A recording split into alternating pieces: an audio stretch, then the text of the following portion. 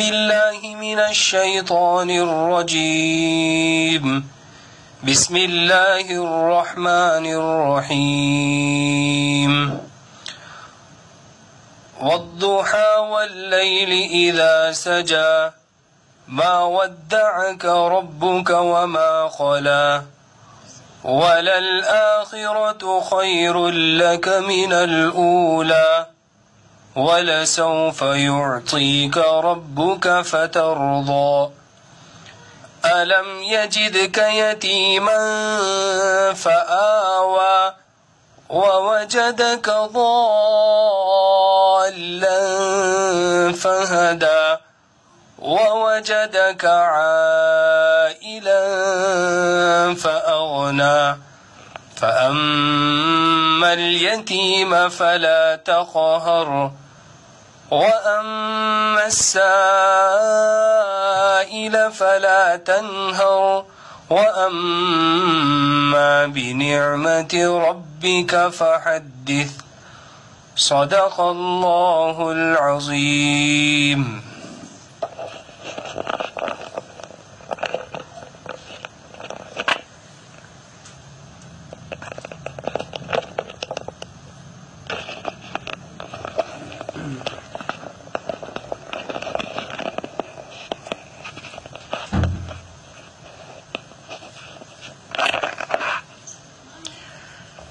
الحمد لله نحمده ونستعينه ونستغفره ونؤمن به ونتوكل عليه ونعوذ بالله من شرور أنفسنا ومن سيئات أعمالنا من يهده الله فلا مضل له ومن يضلله فلا هادي له وأشهد أن لا إله إلا الله وحده لا شريك له وأشهد أن سيدنا ومولانا وحبيبنا وشفيعنا محمدا عبده ورسوله أرسله إلى الناس كافة بشيرا ونذيرا وداعيا إلى الله بإذنه وسراجا منيرا صلى الله تعالى عليه وعلى آله وصحبه وبارك وسلم تسليما كثيرا كثيرا وبعد فأعوذ بالله من الشيطان الرجيم بسم الله الرحمن الرحيم الحمد لله رب العالمين الرحمن الرحيم مالك يوم الدين. بزرگان محترم، کل یہ مضمون بیان کیا تھا کہ سورہ فاتحہ کی پہلی آیت میں دو مضمون ہیں، توحید الوہیت کا بیان ہے اور اس پر دلیل توحید ربوبیت کو پیش کیا گیا ہے. ان دو توحیدوں کے درمیان میں چولی دامن کا ساتھ ہے. توحید الوہیت، کائنات میں معبود صرف ایک ہے جس نے اس کائنات کو پیدا کیا، اس کائنات کو سنبھال رہا ہے، اس کائنات کی روزی روٹی کا انتظام کر رہا ہے. وہی تنہا معبود ہے، اس کے علاوہ کوئی معبود نہیں. کچھ لوگ اللہ کے پیدا کی ہوئی مخلوقات کو، بندوں کو خدائی کا درجہ دیتے ہیں اور ان کی عبادت کرتے ہیں، پوجا کرتے ہیں. کچھ لوگ فرشتوں کو خدائی کا درجہ دیتے ہیں، کچھ لوگ انبیاء کو خدائی کا درجہ دیتے ہیں، کچھ لوگ اولیاء کو خدائی کا درجہ دیتے ہیں. یہ سب رونگ ہے، یہ ظلم ہے، یہ وضع الشیء فی غیر محلہ، جس کا حق عبادت بندگی ورشپ جس کا حق نہیں ہے اس کو یہ حق دینا ہے، اور جس کا حق ہے اس کو نہیں دینا ہے۔ توحید الوہیت کا یہ مطلب ہے۔ الوہیت مانے خدا ہونا، معبود ہونا۔ معبود ہونا صرف ایک ہستی ہے جو اس کائنات کی پیدا کرنے والی ہے اور اس کائنات کو سنبھالے ہوئے ہے، وہی معبود ہے، اس کے علاوہ کوئی معبود نہیں۔ اور توحید ربوبیت کا مطلب یہ ہے کہ وہی اکیلا جس نے یہ کائنات پیدا کی ہے، وہی اس کائنات کا پروردگار اور پالنہار ہے۔ ساری چیزوں کو وہی پیدا کرتا ہے، ان کے بقا کا سامان کرتا ہے، ان کی روزی روٹی کا انتظام کرتا ہے۔ قرآن کریم میں 12ویں پارے کی پہلی آیت ہے، وَمَا مِن دَابَّةٍ فِي الْأَرْضِ إِلَّا عَلَى اللَّهِ رِزْقُهَا وَيَعْلَمُ مُسْتَقَرَّهَا وَمُسْتَوْدَاهَا كُلٌّ فِي كِتَابٍ مُبِينٍ۔ فرمایا کہ زمین میں جتنی رینگنے والی، حرکت کرنے والی، ایک جگہ سے دوسری جگہ منتقل ہونے والی جتنی مخلوقات ہیں، ان کی روزی اللہ نے اپنے ذمے پر لے رکھی ہے۔ اللہ پر ہم تو کوئی چیز واجب و لازم نہیں کر سکتے، لیکن اگر اللہ تعالی اپنے ذمے کوئی چیز لازم کرنا چاہیں تو اللہ کو کون روکے گا؟ تو فرمایا کہ وَمَا مِن دَابَّةٍ فِي الْأَرْضِ إِلَّا عَلَى اللَّهِ رِزْقُهَا، زمین میں جتنی رینگنے والی چیزیں ہیں ان سب کی روزی اللہ تعالیٰ نے اپنے ذمے لازم کر رکھی ہے۔ اس سے یہ نہیں سمجھنا چاہیے کہ زمین میں جتنی مخلوقات ہیں ان کی روزی تو اللہ کے ذمے ہے، اور آسمانوں میں جو مخلوقات ہیں ان کی روزی اللہ کے ذمے نہیں ہے، ایسا نہیں سمجھنا چاہیے۔ یہ قاعدہ ہے، ذکر شیء نفی ما عدا کو مستلزم نہیں۔ ایک چیز کا ذکر کیا جائے تو اس کی وجہ سے غیر کی نفی نہیں ہوتی۔ تو زمین میں جتنی مخلوقات ہیں ان کی روزی روٹی کا اللہ نے تذکرہ کیا، تو اس سے آسمان میں جو مخلوقات ہیں ان کی روزی کی نفی نہیں ہوتی۔ ان کی روزی بھی اللہ کے ذمہ ہے، جب وہ بھی اللہ کے پیدا کی ہوئی مخلوقات ہیں تو ان کا رزق بھی اللہ کے ذمہ ہے۔ پھر فرمایا کہ اللہ تعالی ہر مخلوق کی مستقل رہنے کی جگہ بھی جانتے ہیں اور عارضی طور پر تھوڑی دیر کے لیے، چند دن کے لیے رہنے کی جگہ بھی جانتے ہیں۔ یعلم مستقرها ومستودعها، اس کے ہمیں مستقل ٹھہرنے کی جگہ بھی اللہ جانتے ہیں، اور تھوڑی دیر کے لیے اس کو کسی جگہ پر امانت رکھ دیا اس کو بھی جانتے ہیں کہ وہ مخلوق کہاں امانت رکھی ہوئی ہے۔ جیسے ہم میں سے ہم سب اپنی اپنی جگہ پر اپنے گھروں کے اندر قیام پذیر ہیں، تو یہ مستقر ہے ہر ایک کا، اور بہت سے مسافر ادھر ادھر کسی جگہ پر ٹھہرے ہوئے ہیں اور لاک ڈاؤن ہو گیا، اب وہ وہاں پھنس گئے ہیں، تو یہ ان کا مستودع ہے، جب تک لاک ڈاؤن نہیں کھلے گا وہ وہیں امانت رکھے ہوئے ہیں۔ اور پھر اللہ صرف جانتے ہیں اتنی ہی بات نہیں ہے، کل فی کتاب مبین، سب چیزیں اللہ تعالی کی واضح کتاب میں لکھی ہوئی ہیں، یعنی لوح محفوظ میں لکھی ہوئی ہیں، ہر چیز لکھی ہوئی ہے۔ اللہ کا صرف اللہ جانتے ہیں، یہی نہیں جانتے تو ہیں ہی، جانتے بھی ہیں اور سب چیزیں لکھی ہوئی ہیں۔ یہ لکھنا جب اللہ جانتے ہیں تو اس لکھنے کی کیا مصلحت ہے؟ اس لکھنے کی بہت سی مصلحتیں ہیں۔ جیسے ہم جو کچھ کرتے ہیں ہمارے اعمال اللہ جانتے ہیں، لیکن اللہ تعالیٰ نے 2 فرشتے دائیں بائیں کندھوں پر 2 فرشتے مقرر کر رکھے ہیں جو اچھائیوں کو اور برائیوں کو لکھتے ہیں اور پورا ریکارڈ تیار کرتے ہیں، رجسٹر تیار کرتے ہیں۔ کہ جب اللہ جانتے ہیں تو کافی ہے، قیامت کے دن جزا و سزا کے لیے اللہ کا جاننا، اس کی بنیاد پر جزا و سزا ہوگی، یہ ریکارڈ تیار کرنے کی کیا ضرورت ہے؟ وہ یہ ہے کہ کل کو جب جزا و سزا کا فیصلہ ہو، اس وقت بندے یہ نہ کہہ سکیں کہ میں نے یہ نہیں کیا.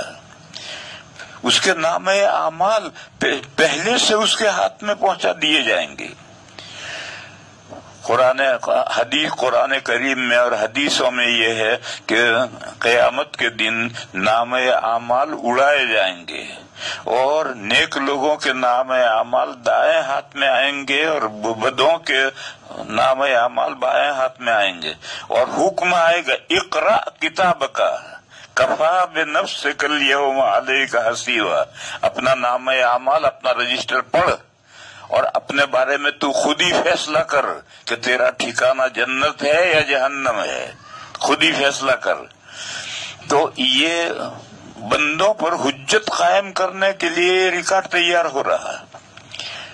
اللہ کا محض اللہ تو جانتے ہیں کہ بندہ کیا کر رہا ہے، لیکن یہ جاننے کے علاوہ یہ ریکارڈ تیار کیا جا رہا ہے تاکہ بندوں پر یہ حجت ہو. اسی طرح سے میرے بھائیوں سمجھنا چاہیے کہ اللہ تعالیٰ نے ہر مخلوق کی روزی اپنے ذمے پر لے رکھی ہے، اور ہر مخلوق کا مستقر دائمی ٹھہرنے کی جگہ اور مستودع عارضی طور پر ٹھہرنے کی جگہ اللہ جانتے ہیں تو اللہ روزی پہنچائیں گے. لیکن یہ دنیا دارالاسباب ہے، یہاں اس دارالاسباب میں اللہ سبب کے ذریعے سے کام کرتے ہیں. جیسے بارش کے لیے ایک فرشتہ مقرر ہے جو بارش اللہ کے حکم کے مطابق وہ بارش پہنچاتا ہے، اسی طرح رزق کے لیے بھی فرشتے متعین ہیں، وہ فرشتے روزی پہنچاتے ہیں. اسی طرح سے ماں کے پیٹ میں جب باڈی تیار ہوتی ہے تو اس میں روح پھونکنے کے لیے عالم ارواح سے روح لا کر اس میں ڈالنے کے لیے بھی فرشتہ مقرر ہے. پھر جب زندگی انسان اپنی پوری کر لیتا ہے تو اس کی روح قبض کر کے موت دینا، اس کے لیے بھی فرشتے مقرر ہیں. اللہ تعالیٰ قادر مطلق ہیں، وہ سب کام خود کر سکتے ہیں، لیکن کسی حکمت اور مصلحت سے اللہ تعالیٰ نے ان مخلوقات کو کام میں لگایا ہے. اس کی ایک مثال دوں. یا سورہ محمد میں آیت ہے یا ایھا الذین آمنوا ان تنصروا اللہ ینصرکم ویثبت اقدامکم. یہ کہا کہ اے مومنو، اگر تم اللہ کی مدد کرو گے یا اللہ کے دین کی مدد کرو گے تو اللہ تمہاری مدد کریں گے، تمہارے دین کی مدد کریں گے اور تمہارے پیر جمائیں گے. یہ جو اسلام اللہ کے نازل کیے ہوئے دین اسلام کے خلاف کچھ لوگ چلتی گاڑی میں روڑا اٹکاتے ہیں تو ان کا دماغ درست کرنے کے لیے جو محنت کرنی کی جاتی ہے اس محنت کے تعلق سے بتایا. اللہ تعالیٰ تو چاہیں تو چٹکی بجاتے کچھ کا کچھ کر سکتے ہیں، لیکن اس دنیا میں اللہ ایسا نہیں کرتے. مومنین محنت کرتے ہیں تو اللہ تعالیٰ اپنے دین کو سربلند کرتے ہیں. کیوں؟ تاکہ ان مومنین کو ثواب ملے، جہاد کا ثواب ملے اور آخرت میں شہادت کے بلند درجات ملے ہیں. تو ان مومنین کی مصلحت سے اللہ تعالیٰ نے یہ سسٹم رکھا. اسی طرح سے اللہ تعالیٰ نے فرشتوں کو مقرر کیا ہے مختلف کاموں پر. اللہ ان فرشتوں کے محتاج نہیں. ایک مثال میں دوں. ایک آدمی کا کارخانہ ہے بہت بڑا، 500 ملازم ہیں، اور وہ ہر ملازم اپنے اپنے حصے کا کام کر رہا ہے، لیکن سارے کارخانے کا مالک باس ہے اور اس کی مرضی کے مطابق کریں گے تو وہ ملازم کام کے لیے رہے گا، ورنہ باس اس کو کان پکڑ کے چلتا کرے گا. تو اسی طرح سے ساری کائنات کے مالک اللہ ہیں اور کارخانے میں جو کچھ حاصل ہوگا وہ باس کا ہے. لہذا ساری مخلوقات جو بندگی کریں گے وہ باس کی بندگی کریں گے، اور یہ جو مخلوقات ہیں یہ مخلوقات ان کے فائدے کے لیے ان کو اس کام پر لگایا ہے. تو اس طریقے پر میرے بھائیوں سمجھنا چاہیے کہ اللہ تعالیٰ نے روزی روٹی کے انتظام کے لیے فرشتوں کو مقرر کیا. یہ فرشتے کارخانے کے ملازم ہیں، یہ کارخانے کے مالک نہیں ہیں، اور یہ اللہ بندوں کی بندگی کے سزاوار اور حقدار بھی نہیں ہیں. یہ تو اللہ کے حکم سے اپنی جو ڈیوٹی ہے ان کی وہ ڈیوٹی بجا لاتے ہیں. باقی جو کچھ پیداوار ہوگی، جو کچھ بندوں کی نیاز مندی ہے، اس کو وہ حق ہے صرف خالق کائنات کا، مالک کائنات کا، اسی کا حق ہے اور کسی کا حق نہیں. تو میں یہ کہہ رہا تھا کہ توحید الوہیت اور توحید ربوبیت میں چولی دامن کا ساتھ ہے، یہ ہمیشہ دونوں ساتھ آئیں گے. چولی دامن کا ساتھ، اس کو بھی سمجھو یہ اردو کا محاورہ ہے. یہ جو آج کل لوگ ٹی شرٹ پہنتے ہیں، یہ جہاں تک ہے یہ یہاں تک چولی ہے، پھر اتنی ہی لمبے آگے دامن تھا، اور کرتا بنتا ہے چولی اور دامن سے مل کر کے. اب لوگوں نے دامن کو کاٹ دیا، چولی رکھی اور آدھے ننگے ہو گئے. چولی رکھنے کی وجہ سے سارے آدھے ننگ ہو گئے اور دامن گیا. پہلے ایک محاورہ تھا، دامن کو داغدار مت ہونے دو، داغدار ہونے سے بچاؤ. اب وہ محاورہ ختم، اس لیے کہ اب دامن ہی نہیں رہا کرتوں میں، تو داغدار کیا ہوگا. تو اب زمانہ عجیب و غریب زمانہ آیا ہے.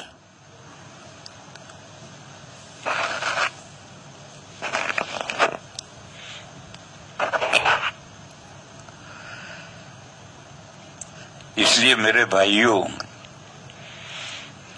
آج کل جو ہمارے نوجوانوں میں تیزی کے ساتھ جو لباس رائج ہوتا چلا جا رہا ہے، یہ اسلامی لباس نہیں ہے، یہ تو غیروں کا لباس ہے. عیسائیوں سے، یورپ اور امریکہ سے یہ لباس آیا ہے. اوپر ٹی شرٹ یا بنیان اور نیچے پتلون نیچے پتلون ہے، اس کے اوپر کوئی کپڑا نہیں ہے. تو اس کا مطلب یہ ہے کہ آدھا ننگا. اور اوپر جو بنیان ہے، وہ بنیان بھی عورتیں بھی بنیان پہنتی ہے اور نیچے پتلون پہنتی ہے.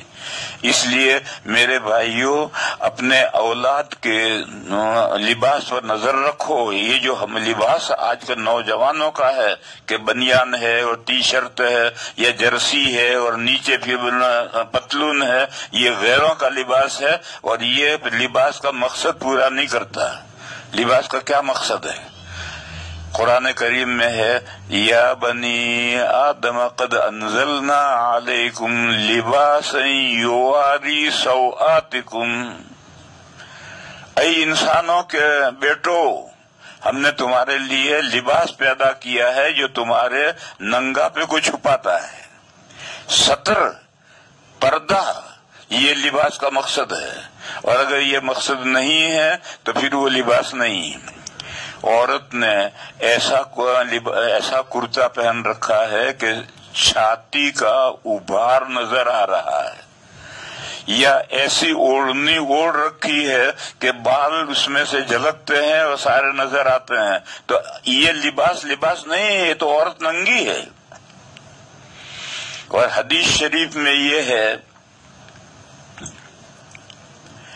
رب کاسیۃ عاریۃ یوم القیامہ. کچھ عورتیں ہیں جنہوں نے دنیا میں لباس پہن رکھا ہے مگر قیامت کے دن وہ ننگی ہوں گی، کیونکہ دنیا میں جو انہوں نے لباس پہن رکھا ہے وہ لباس ستر کا مقصد ہی پورا نہیں کر رہا. وہ لباس ہے ہو کر بھی ننگی ہیں، تو ان کو سزا ملے گی جن سے عمل سے. قیامت کے دن وہ مادرزاد ننگی ہوں گی. اسی طریقے سے ایک مسلمان عورتوں میں ایک عجیب بات آئی ہے. مجھ سے اسی بمبئی میں آج سے 20 سال پہلے ایک عورت نے مسئلہ پوچھا تھا. اس نے مسئلہ یہ پوچھا تھا کہ عورتیں کرتا پہنتی ہیں تو ان کا کرتا پھٹا ہوا ہوتا ہے کمر تک، اور جب چلتی ہیں تو سری نظر آتے ہیں. تو 20 سال پہلے ایک تبلیغی عورت نے مجھ سے مسئلہ پوچھا تھا کہ یہ جائز ہے یا نہیں. اس وقت میں نے کہا تھا کہ یہ کوئی اسلامی لباس نہیں ہے. اگر تمہیں کرتا پھٹا ہوا رکھنا ہے تو گھٹنے سے نیچے رکھو پھٹا ہوا. گھٹنے سے اوپر کا حصہ جو ہے اس کے نظر چلتے ہوئے نظر آنے کا تو کوئی مطلب ہی نہیں ہے، وہ لباس ہی نہیں. 20 سال ہوتے ہوتے اب تو مسلمانوں کی ہر عورت کے کرتے ایسے ہو گئے.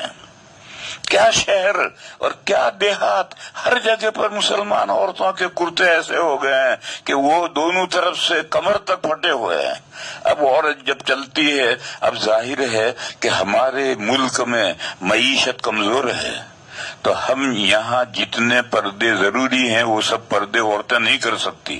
مثلا چچا ذات سے، مامو ذات سے، خالہ ذات سے، پھوپھی ذات سے، اور گھر میں ہر وقت آنے جانے والے لوگوں سے ہمارے یہاں پردہ نہیں ہو سکتا. یہاں ہر آدمی کا گھر الگ الگ نہیں ہے. یورپ میں اور امریکہ میں اور عربوں میں تو یہ طریقہ ہے کہ لڑکے کی شادی کرنی ہے تو پہلے اس کا گھر الگ کرو، گھر بنا کر کے سامان کے ساتھ سجا کر تیار کرو.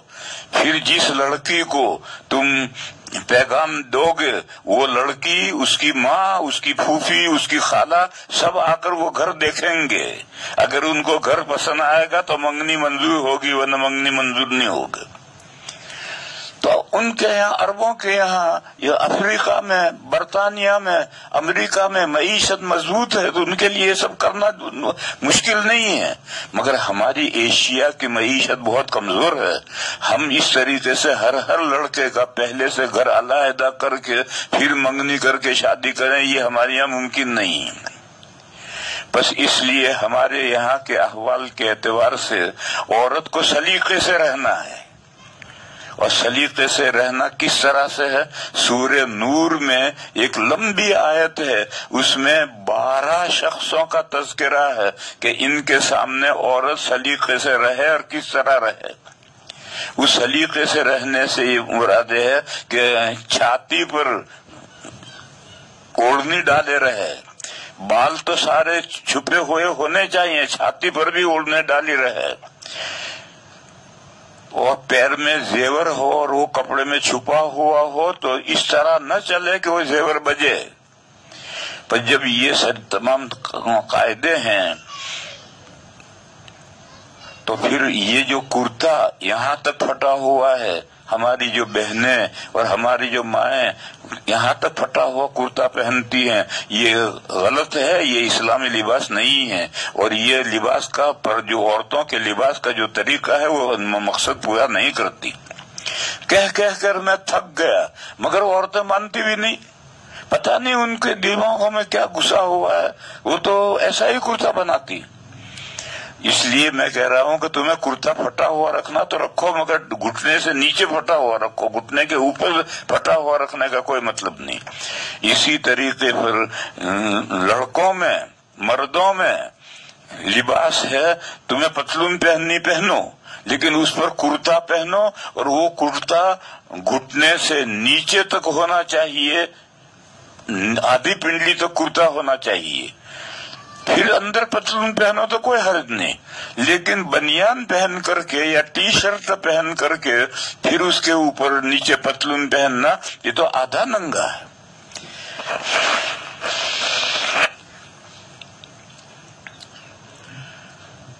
تو میں اصل تو محاورہ سمجھا رہا تھا کہ چولی دامن، جتنا کرتا جہاں تک یہ ٹی شرٹ ہے یہ چولی ہے، پھر اس کے نیچے اتنا ہی لمبا نیچے دامن تھا، اور یہ دامن کرتا نام ہی چولی دامن کے مجموعے کا ہے، دو ایک دوسرے سے جدا نہیں ہو سکتے. اب لوگوں نے جدا کر دیا، ٹی شرٹ بنا دیے، اور ٹی شرٹ بنا دیا، آستینیں بھی غائب کر دی، آدھے بازو تک آستینیں ہیں، آگے آستین بھی نہیں ہے. تو یہ دو توحیدیں، توحید الوہیت اور توحید ربوبیت، یہ دونوں میں چولی دامن کا ساتھ ہے. قرآن کریم کے تیسرے رکوع میں جا کر پھر دوبارہ توحید کا اور رسالت کا اور آخرت کا بیان آیا ہے، تو وہاں پہلی آیت ہے، یہ پہلی آیت یہ ہے، یا ایھا الناس اعبدوا ربکم الذی خلقکم والذین من قبلکم لعلکم تتقون. اے لوگو، اپنے اس پروردگار کی بندگی کرو جس پروردگار نے تم کو پیدا کیا اور تم سے پہلے جو لوگ گزرے ان کو پیدا کیا، تاکہ تم جہنم سے بچو. اگر جہنم سے بچنا ہے تو صرف ایک اللہ کو معبود ماننا ہے اور اسی کی بندگی کرنی ہے. اس کے علاوہ کی بندگی کہیں کی جائے گی تو جہنم سے نہیں بچ سکے گا. تو فرمایا کہ جس نے تمہیں پیدا کیا ہے اور تم سے پہلے والے بندوں کو پیدا کیا ہے اسی کی بندگی کرو تاکہ تم جہنم سے بچو. پھر اس کے بعد دوسری یہ تو توحید الوہیت ہوئی. پھر اس کے بعد آیت آئی الذی جعل لکم الارض فراشا والسماء بناء وانزل من السماء ماء فاخرج به من الثمرات رزقا لكم فلا تجعلوا لله اندادا وانتم تعلمون. اس آیت کریمہ میں توحید ربوبیت کا بیان ہے. فرمایا کہ تمہارا پروردگار جس نے تمہیں پیدا کیا، تم سے پہلے والے بندوں کو پیدا کیا، وہ ہے جس نے تمہارے لیے زمین کو بچھونا بنایا، بسترا بنایا. جیسے بسترے پر آدمی بے تکلف رہتا ہے، اسی طریقے پر زمین پر ہم لوگ بسے ہوئے ہیں اور بالکل بے تکلف بسے ہوئے ہیں. حالانکہ کہتے ہیں، سائنسدان کہتے ہیں کہ زمین گول ہے، انڈے کی طرح سے گول ہے، مگر اس گول زمین اتنی بڑی زمین بنائی ہے گول کہ اس میں ہم بسے ہوئے ہیں اور ہمیں محسوس بھی نہیں ہوتا کہ گول ہے. یہ قصہ یاد آیا. علی گڑھ کا ایک طالب علم ہے، اس کا دارالعلوم کے محتمم صاحب کے پاس فون آیا کہ میرے کچھ سوالات ہیں، میں آنا چاہتا ہوں ان سوالات کو حل کرنے کے لیے. تو محتمم صاحب نے مجھے فون کیا تو میں نے کہا کہ اس کو کہہ دیجیے کہ ویلکم، آ جاؤ. کیوں نہ؟ محتمم صاحب نے کہہ دیا. وہ طالب علم آ گیا، بہت ذہین طالب علم آیا، بیٹھا، کہنے لگے میرے بہت سارے سوالات ہیں.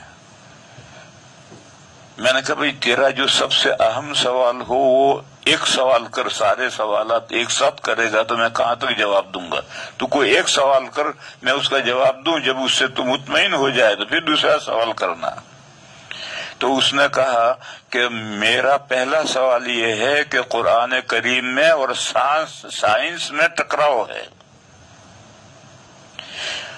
سائنس کہتی ہے کہ زمین گول ہے اور قرآن کہتا ہے کہ زمین بسترا ہے. تو قرآن کریم میں اور سائنس میں ٹکراؤ ہے. میں نے اس سے کہا تو سائنس کو بھی رہنے دے اور قرآن کریم کو بھی رہنے دے. تو ایسا کر، یہاں باہر جا کر کے ایک لکڑی ہاتھ میں لے کر کے ناک کی ڈنڈی کے طرف سامنے چلنا شروع کر، اور چلتا چلتا چلتا چلتا پوری زمین چل کر پھر یہاں آ جا. اور تجھے کہیں ایسا معلوم ہو کہ میں نیچے اتر رہا ہوں تو تو وہاں سے واپس آئیے، تو میں تجھے جواب دوں گا کہ سائنس میں اور قرآن میں تعارض ہے. اور اگر تجھے کہیں ایسا محسوس نہ ہو کہ میں نیچے اتر رہا ہوں اور تو ساری زمین گھوم کر یہیں آ جائے تو پھر بسرا ہونے میں کیا پریشانی ہے تیرے. اور سائنس جو گول کہتی ہے اس کے اندر وہ گول بھی ہے اور اتنی بڑی ہے کہ تجھے کہیں یہ محسوس نہیں ہوگا کہ میں نیچے اتر رہا ہوں. تو وہ کہنے لگا پھر میرے دوسرے باقی سب سوال حل ہو گئے، اب مجھے کوئی سوال نہیں. اور وہ شکریہ ادا کر کے چلا گیا.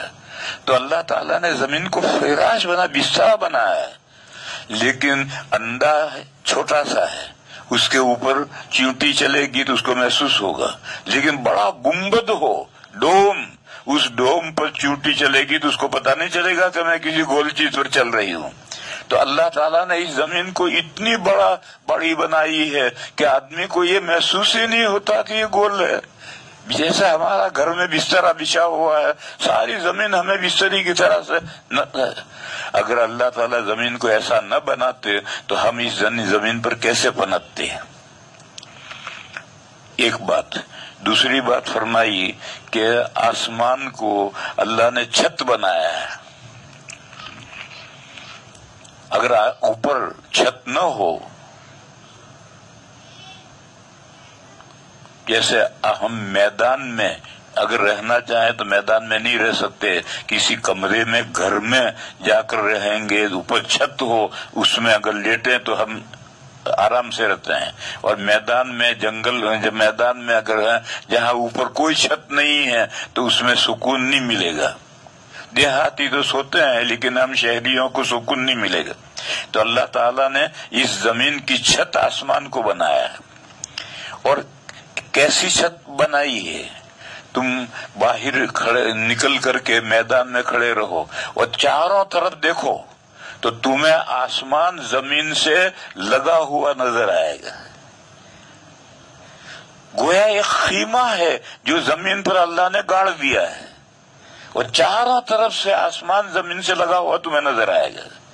اور وہاں جاؤ گے تو وہاں بھی ایسا ہی نظر آئے گا، ساری زمین پر گھوم جاؤ گے تو ایسا ہی نظر آئے. تو اتنا آسمان اتنا اونچا ہے آگے کہ کہاں تک آسمان ہے سائنسدان بھی نہیں پا سکے ہیں کہ آسمان کہاں تک ہے، کتنا اونچا آسمان ہے. لیکن ہمیں تو نظر آتا ہے زمین سے لگا ہوا. ہوائی جہاز میں بیٹھ کر ہم سفر کرتے ہیں تو میں باہر دیکھتا ہوں تو مجھے باہر دیکھتا ہوں تو بھی آسمان زمین سے لگا ہوا نظر آتا ہے.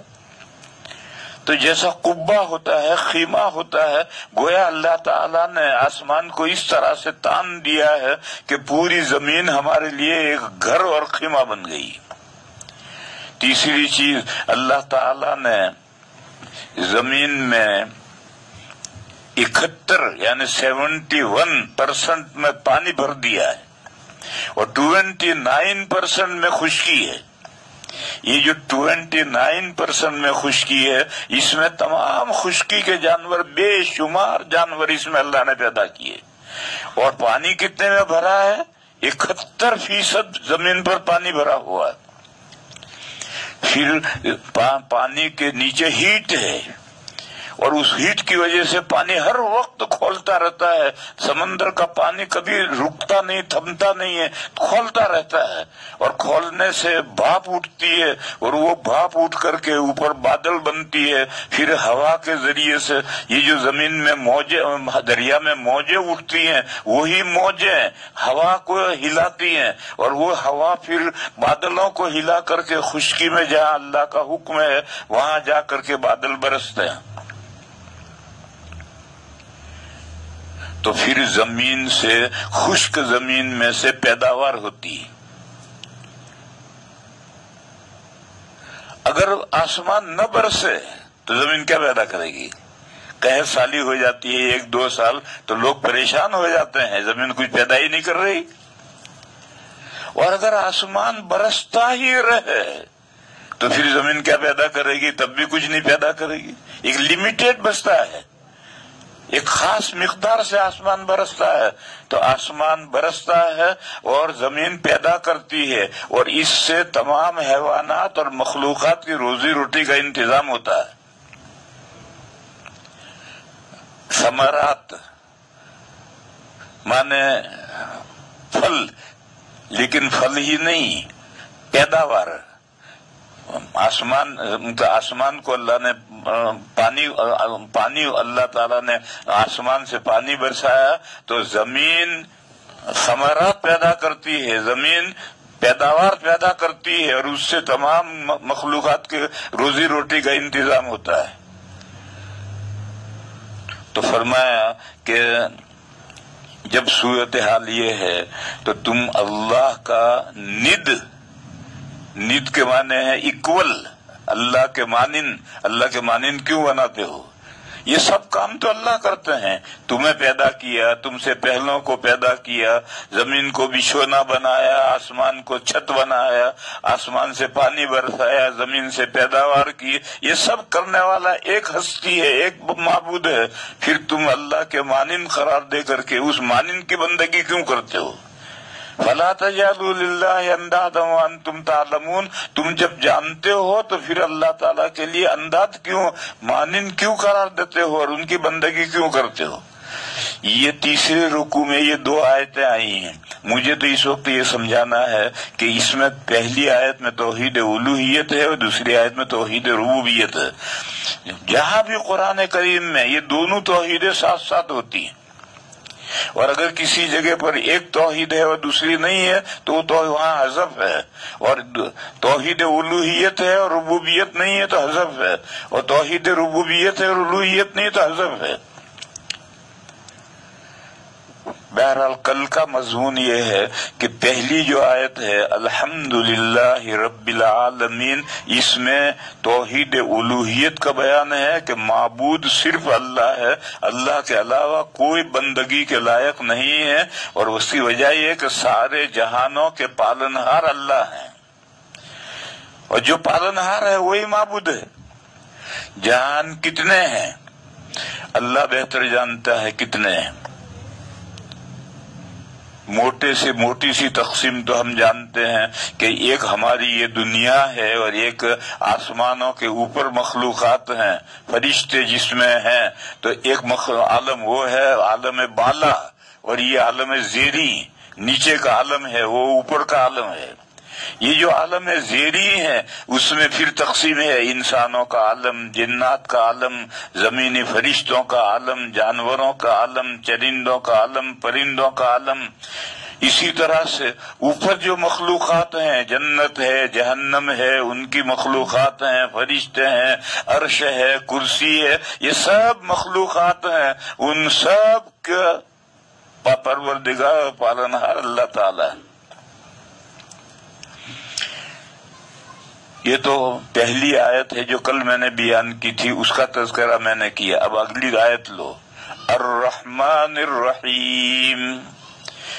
اس میں اللہ کی 2 مہربانیوں کا ذکر ہے. ایک مہربانی عام ہے اور ایک خاص ہے. عام مہربانی ہر مخلوق پر ہے، اپنے پر بھی اور پرائے پر بھی.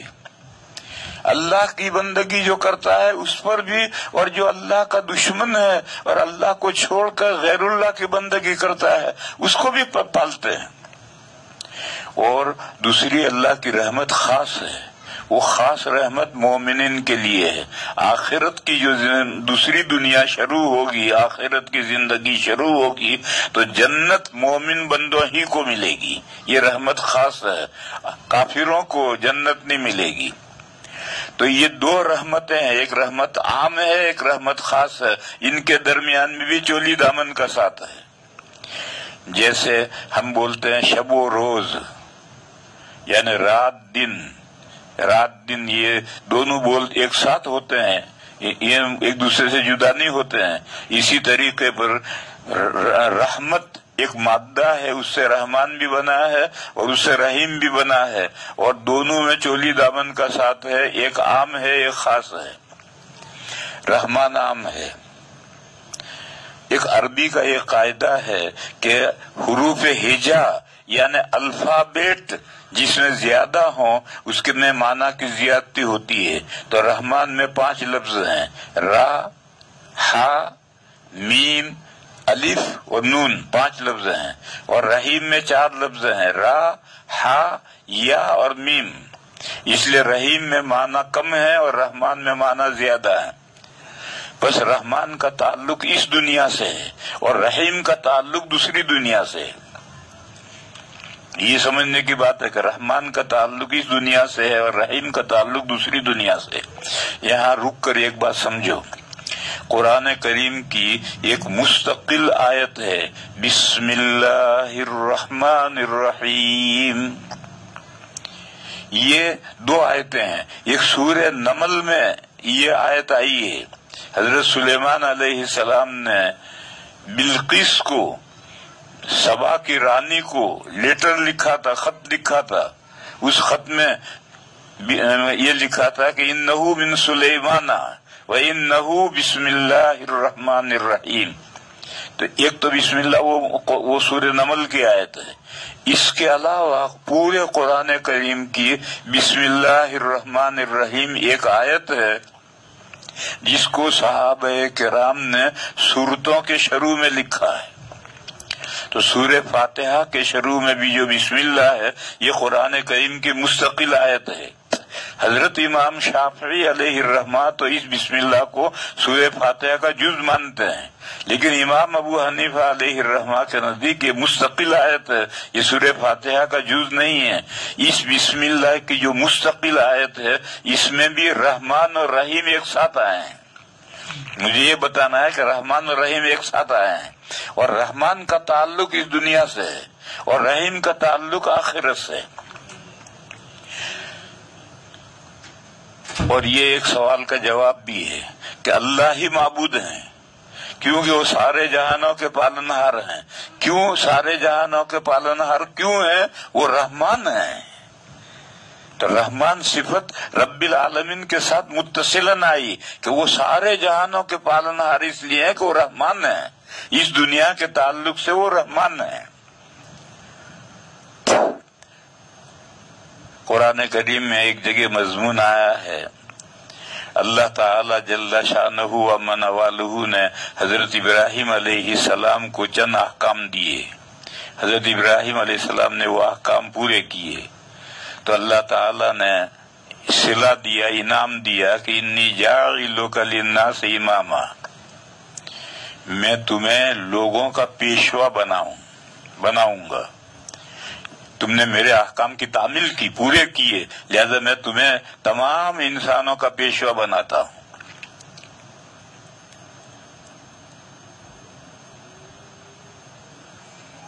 تو حضرت ابراہیم علیہ السلام نے لقمہ دیا،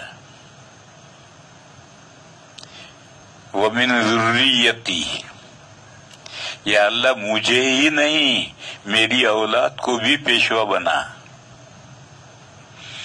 تو اللہ کے یہاں سے جواب آیا، لا ینال عہد الظالمین، تمہاری اولاد میں سے جو ظالم ہیں، جو اللہ کا حق مارتے ہیں، اللہ کی بندگی نہیں کرتے، اللہ کے علاوہ کی بندگی کرتے ہیں، ان کو پیشوائی کا مقام نہیں دوں گا میں۔ پھر ایک موقع آیا کہ حضرت ابراہیم علیہ السلام نے مکہ بسایا، اپنے ایک بیٹے کو اور اپنی ایک بیوی کو وہاں لے جا کر بسایا، اور وہاں سے بسا کر کے جب واپس لوٹے تو انہوں نے حضرت ابراہیم علیہ السلام نے دعا کی، وَإِذْ قَالَ إِبْرَاهِيمُ رَبِّ اجْعَلْ هَٰذَا بَلَدًا آمِنًا وَارْزُقْ أَهْلَهُ مِنَ الثَّمَرَاتِ مَنْ آمَنَ مِنْهُمْ بِاللَّهِ وَالْيَوْمِ الْآخِرِ، کہا اے پروردگار یہ شہر، اس کو امن والا اطمینان والا شہر بنا، بلدن آمنن، اور یہاں جو لوگ بسیں ان کو، ان میں سے جو مومنین ہیں ان کو زمین کی پیداوار میں سے روزی عطا فرما، زمین جو ان میں سے من آمن منہم باللہ والیوم الآخر، جو اللہ پر ایمان لائے اور قیامت کے دن پر ایمان لائے، ان کو روزی روٹی دیں۔ یہ تخصیص کیوں کی؟ وہ اس موقع پر اللہ نے فرمایا تھا کہ دینی پیشوائی تمہاری اولاد میں سے ہر ایک کو نہیں مل سکتی ہے، جو مسلمان ہیں دیندار ہیں انہی کو پیشوائی ملے گی۔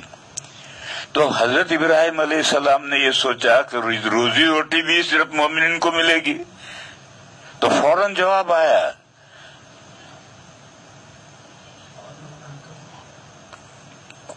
من آمن منهم بالله واليوم الآخر قال ومن كفر فأمتعه قليلا، فرمایا کہ جو مجھے نہیں مانیں گے، میرا جو انکار کریں گے، ان کو میں تھوڑے دنوں کے لیے ان کو بھی فائدہ پہنچاؤں گا۔ تو اس دنیا میں اللہ کی مہربانی عام ہے ہر ایک کے لیے، اور یہی جو اللہ کی عام مہربانی ہے یہی کافروں کے لیے، غیر مسلموں کے لیے دھوکے کا سبب بن گیا۔ قرآن کریم میں مضمون جگہ جگہ پر آیا ہے کہ مکہ کے مشرکین یہ کہتے تھے کہ اگر ہم اللہ کے پسندیدہ بندے نہ ہوتے تو ہم کھاتے پیتے کیوں ہیں، ہمیں اللہ نے روزی روٹی کیوں دی ہے، تم تو کلاش ہو، فقیر ہو، مسلمان تو غریب ہیں اور ہم تو لکھ پتی کروڑ پتی ملینر ہیں۔ یہ دلیل ہے کہ اللہ تعالیٰ کے ہم چہیتے ہیں، اسی لیے اللہ نے ہمیں دے رکھا۔ یہ جو دنیا کا عیش ہے یہی فتنے کا سبب بن گیا ہے. تو یہ در حقیقت بات نہ سمجھنے کا نتیجہ ہے. دنیا میں رحمت عام ہے، ہر کسی کے لیے رحمت ہے. وہ مخلوقات جن کے لیے آخرت میں جزا و سزا نہیں ہے ان کو بھی اللہ بھرپور روزی دے رہے ہیں. یہ جتنے چرند ہیں، پرند ہیں اور جتنے حیوانات ہیں جو غیر مکلف ہیں، ان کو قیامت کے دن حساب کتاب کر کے پھر ان کو مٹی کر دیا جائے گا. ان کے لیے جنت اور جہنم نہیں. قرآن کریم میں ہے کہ جب ان کا حکم ہوگا کہ کونوا ترابا، تو کافر یہ کہے گا کہ کاش مجھے بھی مٹی کر دیا جاتا ہے، مگر اس کو مٹی نہیں کیا جائے گا، اس کے لیے جہنم بنائیے. یہ جو مخلوقات ہیں جن کے لیے آخرت میں دوسری دنیا میں جنت اور جہنم نہیں ہے، ان کو مٹی بنا دیا جائے گا، مٹی ہو جائے گا، ان کو بھی روزی روٹی پہنچاتے ہیں اس دنیا میں. اللہ کی رحمت عام ہے، سب کو پہنچاتے ہیں. مکلف مخلوق ہیں، اللہ کو مانتے ہیں، اللہ کی بندگی کرتے ہیں، نہیں مانتے ہیں غیر اللہ کے مخلوق کی بندگی پوجا کرتے ہیں، سب کو روزی روٹی پہنچاتے ہیں اور دیگر مخلوقات کو بھی روزی روٹی پہنچاتے ہیں. یوں بسم اللہ میں بھی الرحمن الرحیم ساتھ میں آئے، مگر بسم اللہ قرآن کی ایک مستقل آیت ہے. اور یہاں سورہ فاتحہ میں بھی یہی دو صورتیں آئی، الرحمن الرحیم. رحمان پہلے اس لیے آیا کہ وہ رب العالمین کی دلیل ہے کہ سارے جہانوں کے پالنہار اللہ اس لیے ہے کہ وہ رحمان ہے. لیکن جب رحمان کا تذکرہ آیا تو رحیم کا بھی ساتھ میں تذکرہ آیا. یہ چولی دامن کا ساتھ ہے. اور جب رحیم کا تذکرہ آ گیا یعنی دوسری دنیا میں اللہ کی رحمت خاص مومنین ہی کے لیے ہوگی، انہی کے لیے جنت ہوگی، تو اب آخرت کا مسئلہ شروع ہو گیا. رسالت کا مسئلہ بعد میں آئے گا، آخرت کا مسئلہ شروع ہوا. مالک یوم الدین، جزا کے دن کے مالک اللہ ہیں. جب اللہ مالک ہیں تو وہ صرف مومنین کو پر رحم کر کے ان کو جنت میں دیں تو ان کو کر سکتے ہیں ایسا. اور اس دنیا میں ہمارا بھی ملکیت کا حق تسلیم کیا گیا ہے. یہاں بھی ہر چیز کے مالک اللہ ہی ہیں، لیکن اللہ مالک تو ہیں مگر ہمارا بھی ملکیت کا جزوی ملکیت کا حق تسلیم کیا گیا ہے. مثال دوں میں، سورہ توبہ میں ایک آیت ہے، ان اللہ اشترى من المؤمنین انفسهم واموالهم بان لهم الجنہ. بے شک اللہ تعالی نے مومنین سے خرید لیے ہیں، ان کے مال بھی خرید لیے ہیں اور ان کی جانیں بھی خرید لی ہیں، اور اس کے عوض میں اللہ تعالی جنت دیں گے. مبی کیا ہے؟ ہماری جان مال یہ مبی ہیں. بیچنے والے کون ہیں؟ ہم بندے. خریدنے والے کون ہیں؟ اللہ. ثمن کیا ہے؟ جنت. اور وہ جنت وقت پر ملے گی، فوراً نہیں ملے گی. دہلی میں کاروبار کرتا ہوں اور میں کاغذی کے یہاں سے کاغذ خریدتا ہوں اور کتابیں چھپواتا ہوں. تو ہمارے یہاں کاغذیوں کے یہاں یہ اصول ہے کہ ہم کاغذ ادھار لیتے ہیں اور 15 دن میں پیمنٹ کرتے ہیں، اور 15 دن سے زائد ہو جاتے ہیں تو پھر وہ سود لگاتا ہے. اگر غیر مسلم ہے تو وہ سود لگاتا ہے، لیکن 15 دن کے اندر پیمنٹ کریں گے تو کیش پیمنٹ ہے. تو 15 دن کا پیمنٹ کیش پیمنٹ ہے.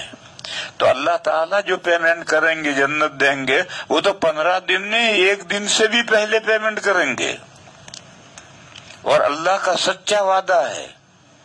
بہرحال اس آیت کریمہ سے معلوم ہوا کہ بائع اپنی چیز بیچتا ہے، خریدار خریدتا ہے، تو معلوم ہوا کہ ہماری نفوس بھی ہمارے اپنے ہیں اور ہمارے اموال بھی ہمارے اپنے ہیں. جبھی تو ہم نے بیچے اور اللہ تعالیٰ نے خریدے. اور اگر یہ ہر چیز اللہ ہی مالک ہے تو پھر بیع کیسے ہو جائے گی؟ اور جب دوسری دنیا شروع ہوگی تو پھر کسی کی کوئی ملکیت نہیں. سورہ مومن میں آیت ہے کہ میدان قیامت میں جب قیامت شروع ہو جائے گی، میدان قیامت میں ایک سوال ہوگا، لمن الملک اليوم، آج حکومت کس کے لیے ہے؟ کوئی جواب دینے والا نہیں ہوگا، کیونکہ کسی کے لیے حکومت ہے ہی نہیں۔ پھر اللہ ہی کی طرف سے جواب آئے گا، للہ الواحد القہار، آج حکومت اللہ کی ہے جو ایک ہیں اور غالب ہیں سب پر، انہیں کی حکومت ہے اور کسی کی نہیں۔ اس آیت سے معلوم ہوا کہ جب دوسری دنیا شروع ہوگی تو پھر یہ جو جزوی ملکیتیں ہیں یہ ملکیتیں ختم، اور اس دنیا کے اندر یہ جزوی ملکیتیں ہیں یہ ملکیتیں معتبر ہیں۔ بس اس دنیا میں تو ہم سب مالک ہیں، یہ کہتا میں گھر کا مالک ہوں، وہ کہتا یہ کھیت کا مالک ہوں، وہ کہتا میں فیکٹری کا مالک ہوں، وہ کہتا میرے پاس اتنے پیسے ہیں میں اس کا مالک ہوں۔ لیکن آخرت میں کوئی کسی کے پاس کچھ نہیں ہوگا جس کا کوئی مالک ہو۔ تو بہرحال اللہ رحمان ہے اس دنیا کے تعلق سے، کیونکہ اس دنیا میں اللہ نے جزوی ملکیت تسلیم کی ہے، اور یہ جو جزوی ملکیت ہے اس ملکیت سے جو ہم کھاتے ہیں یہ بھی اللہ کا رزق ہے۔ ہم جو کماتے ہیں اور کھاتے ہیں تو یہ ہم نہیں روزی پہنچا رہے اپنے آپ کو، یہ بھی اللہ کا رزق ہے۔ اور دلیل اس کی یہ ہے کہ ایک ہی مارکیٹ میں دو بندے ایک ہی دکان کرتے ہیں، ایک تر جاتا ہے، مزے میں رہتا ہے، مالدار ہو جاتا ہے، اور دوسرا ڈوب جاتا ہے اور اس کی آمدنی کم ہو جاتی ہے۔ معلوم ہوا کہ یہ جو دکانیں ہیں اور ہمارا جو کاروبار ہے، دو آدمی نوکری کرتے ہیں، ایک ہی نوکری، دونوں کی سیلری برابر ہے، اس کی بھی 5,000 اس کی بھی 5,000۔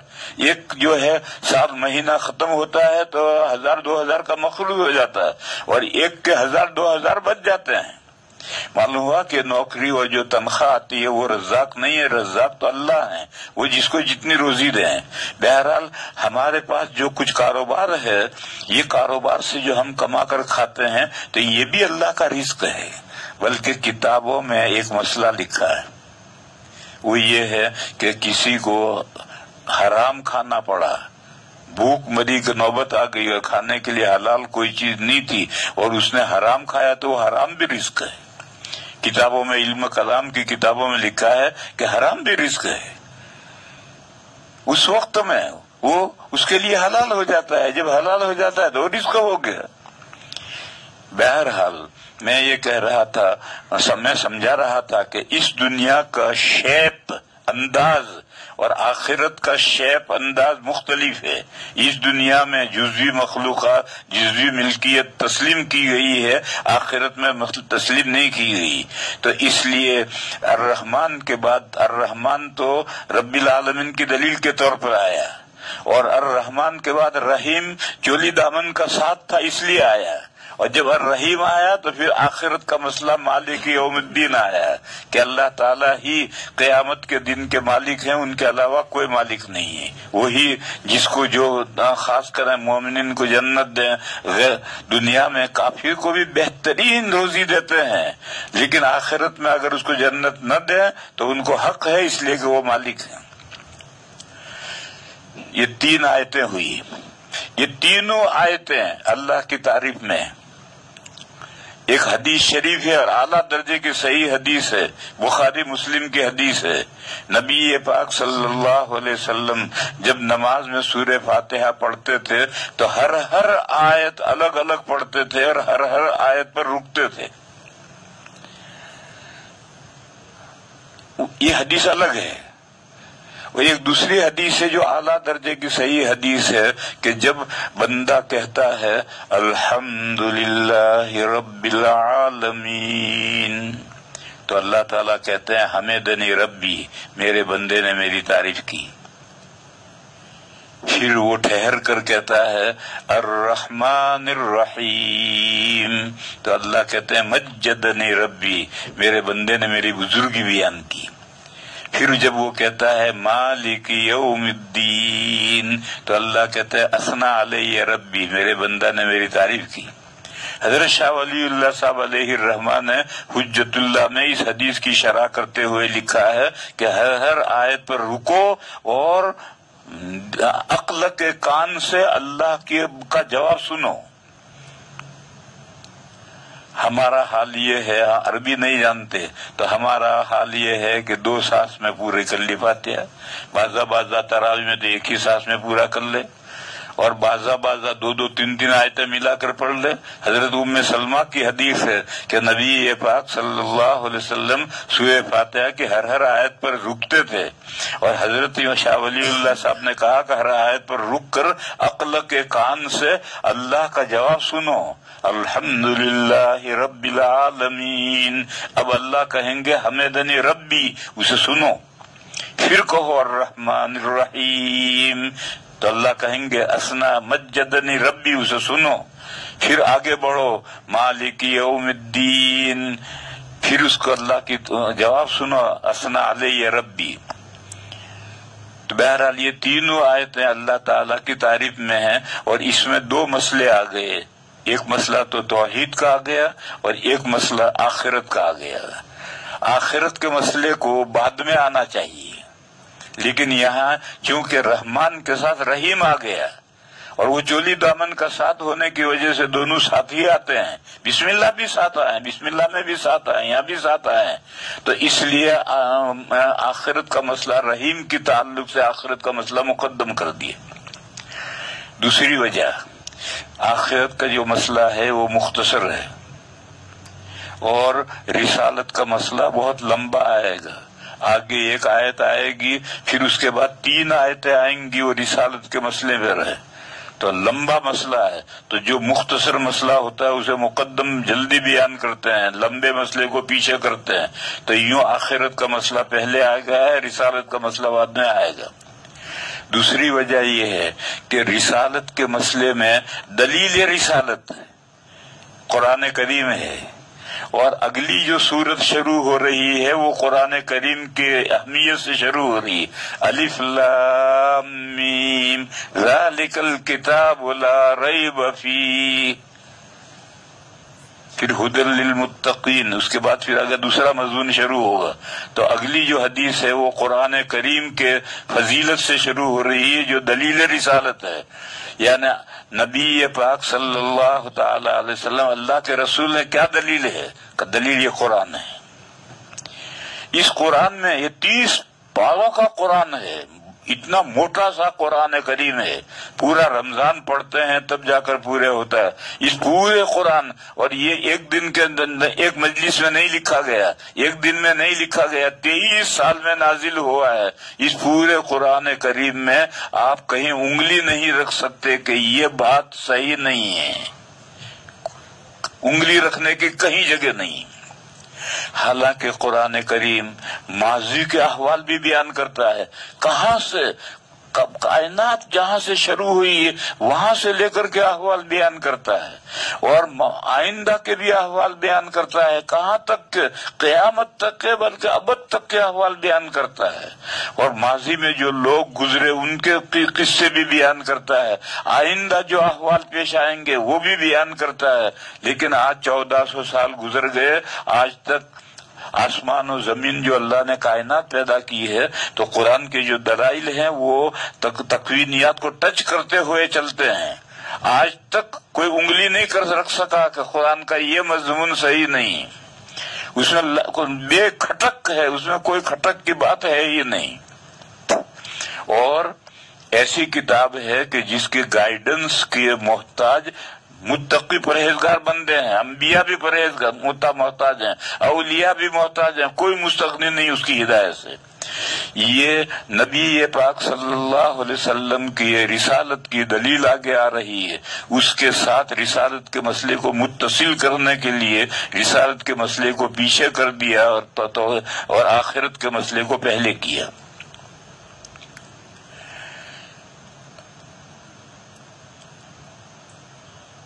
بس یہ 3 آیتیں پوری ہوئی۔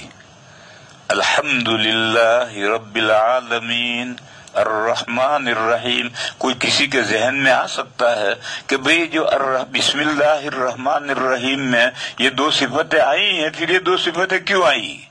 تو میں نے اس کا جواب دیا کہ بسم اللہ تو قرآن کی مستقل الگ آیت ہے، وہ صحابہ نے ہر سورت کے شروع میں لکھا ہے، اور یہاں سورہ فاتحہ میں تو دلیل کے طور پر الرحمن رب العالمین کی دلیل آئی ہے، اور اس کے ساتھ الرحیم آیا، اس لیے کہ دونوں میں چولی دامن کا ساتھ ہے. اور جب الرحیم آیا، خاص رحمت کا تذکرہ آیا، تو پھر آخرت کا مسئلہ مالک یوم الدین کا آ گیا.